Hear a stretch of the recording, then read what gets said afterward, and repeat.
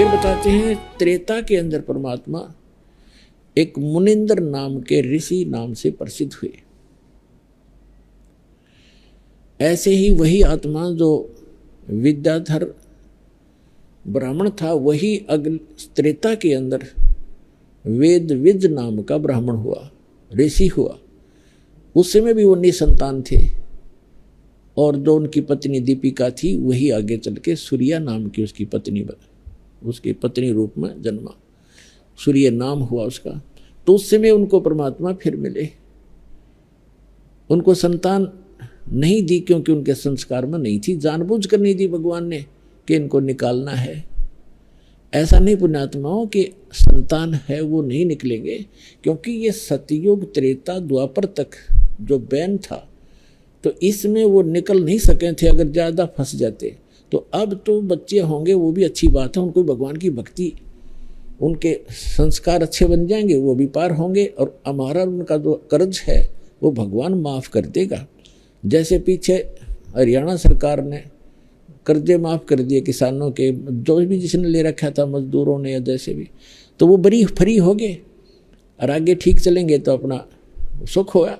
ऐसे ये परमात्मा भी अपने बच्चों का, ये जो आपका एक दूसरे का कर्जा है, बेटा बेटी बनकर आए हैं, कोई पिता बनकर आया है निकम्मा है, पिता दारू शराब पीता है, बेटा कुमावा है और ना उसको नहीं खाने पीने को दे तो शोर मचावा बुढ़ा, लोग नो कहें अपने पिता की सेवा नहीं करता, शर्म के मारे न उसको देना पड़ता है। तो वो पिछले जन्म में बेटा ले रखा है उसने कर्जा, वो पूरा कर रहा है। सुखदेव ऋषि ने कहा था, जब अपने पिता जन्म लेते ही उठकर चल पड़ा, माँ के गर्भ से 12 वर्ष की आयु का शरीर बन गया और वेद व्यास जी उसके पिता कहने लगे, बेटा दर्शन तो दिखा दे, रसकल तो दिखा दे, तेरी 12 वर्ष बाट देखी, इंतजार की मैंने। तो ऋषि सुखदेव ऋषि कहते हैं कि व्यास जी, ना जाने कितनी बार मैं तेरा बाप हो लिया, ना जाने तू कितनी बार मेरा पिता हो लिया, ये तो बुरा झंझट है। अब मैं इस मोह में फंसूँ नहीं, तेरी तरफ देख लूँगा, मेरी आस्था पिता रूप में हो जाएगी। आप तो ग्रस्त हैं ही इस कीचड़ में, यूँ कह करके वहाँ से अंतर ध्यान हो गया, आकाश में उड़ गया। ऐसी सिद्धि थी पिछले जन्म के संस्कार, बैटरी चार्ज थी इसकी, लेकिन पार नहीं हो सका था जब तक सच्चा नाम नहीं मिलेगा। तो कहने का भाव ये, जब उसने कहा था, सुखदेव ऋषि ने कहा था, एक लेवा एक देवा दूतम और कोई किसी का पिता नहीं पूतम। ऋण संबंध जुड़ा एक ठाठा, एक ऋण के आधार से, ऋण संबंध से हमारा ये संस्कार जुड़े हुए हैं। हम एक परिवार का तो अपने ठाठ दिखाई देते हैं। ऋण संबंध जुड़ा एक ठाठा, अंत समय सब 12 बाटा।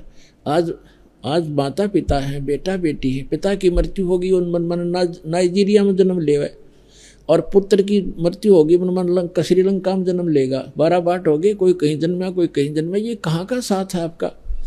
एक लेवा एक देवा दूतम और कोई किसी का पिता नहीं पूतम। ऋण संबंध जुड़ा एक ठाठा, अंश में सब 12 बाटा। तो पुण्यात्माओं, यहाँ ये नहीं सोचना कि बच्चों को छोड़ दें, पत्नी को छोड़ दें, पति को छोड़ दें, नहीं। जो कर्ज किसी से ऋण दे रखा है और वो लोन देता नहीं तो महान नकम्मा आदमी होता है। उसने अपना ऋण सहर्ष उतारना चाहिए, छोड़ के भागने से कोई लाभ नहीं होता। और अब परमात्मा का साथ मिल गया, आपको ऐसा बिजनेस मिल गया कि आपकी कमाई इतनी हो जाएगी कि आप आसानी से ऋण उतार सकोगे। और फिर वो समर्थ मिल गया कि आपका एक दूसरे का ऋण समाप्त कर देंगे और आपको फ्री कर देंगे, आपको मोक्ष दिलाएंगे। तो अब जो आपको संतान है या नहीं है, नहीं पुण्यात्मा, ये सत्कर मानना। परमात्मा का विधान जगत से न्यारा होता है। भगत के नियम अलग होते हैं, जगत के नियम अपने होते हैं। उनके नियम यही जन्मने और मरने के होते हैं, भगत ने यहाँ से पीछा छुटवाना होता है। तो जिनके संतान नहीं है उनको कति चिंतित होने की जरूरत नहीं, उनका तो फाइनल गेम है, ये सत्कर मान लियो।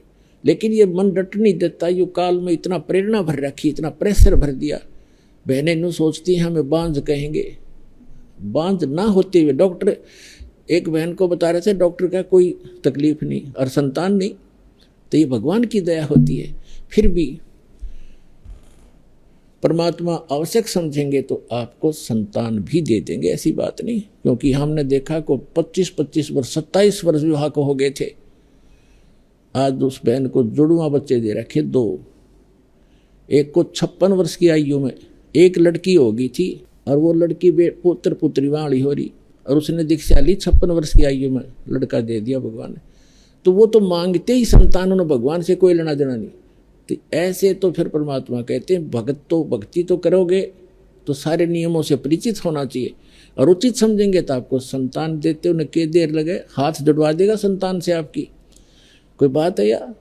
लेकिन पुण्यात्मा आपका उद्देश्य मोक्ष होना चाहिए। यदि आप बरवाला आश्रम आते हो और आप भक्ति करना चाहते हो, ठीक है, भगवान कोई बालक नहीं, परमात्मा कोई अनजान नहीं, उसको क्या पता नहीं जो मेरी शरण में आ गया है इसको कौन सी डोज देनी है। जब डॉक्टर के पास एडमिट हो गए हो, अंडर ट्रीटमेंट हो, तो डॉक्टर को पता है इस रोगी को कौन सी दवाई देनी है, और वहाँ डॉक्टर कोई दवाई दे और मरीज का ये नहीं मुझे ये दे, तो डॉक्टर तो देखो ना, कोई वैसे को फर्जी बैठा होगा मूर्ख, वो उसको कुछ भी दे सकता उसको मारने के लिए, लेकिन डॉक्टर वही देगा जो उसके हित में होगी। तो आपको वही मिलेगा जो आपके हित में होगा, और गारंटेड मिलेगा। लेकिन आप चाहोगे और आपको हानि करेगा, भगवान नहीं देगा। या आइयो से मत आइयो, ये सत्य मान लेना। तो जो प्रसंग चल रहा है कि सतयुग में परमात्मा सत्सुकृत नाम से आए, त्रेता में परमात्मा मुनिंदर नाम से आए, और मुनिंदर नाम से जब आए थे वही आत्माएं जो सतयुग में थी, ये गंगा विद्याधर ब्राह्मण और दीपिका वाली, वही आगे वेद विज ब्राह्मण और सूर्या वाली आत्मा बनी, और उनको फिर परमात्मा वो भी निसंतान थे। ऐसे ही कमल के फूल पर मिले वो उठा कर ले गए, कंवारी गाय से उनकी परवरिश हुई। गीता के यथार्थ विश्लेषण की जानकारी के लिए पढ़ें पुस्तक गीता तेरा ज्ञानामृत।